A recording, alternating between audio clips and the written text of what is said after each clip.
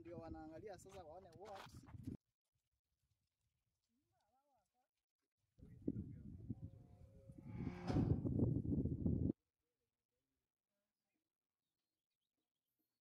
Hatuna mwelekeo wa hata wa masomo, hatuendelei vizuri kwa sababu ya hawa masefta wanakuja kila mara. Tuna security, kambi yetu ya serikali imesukuriwa.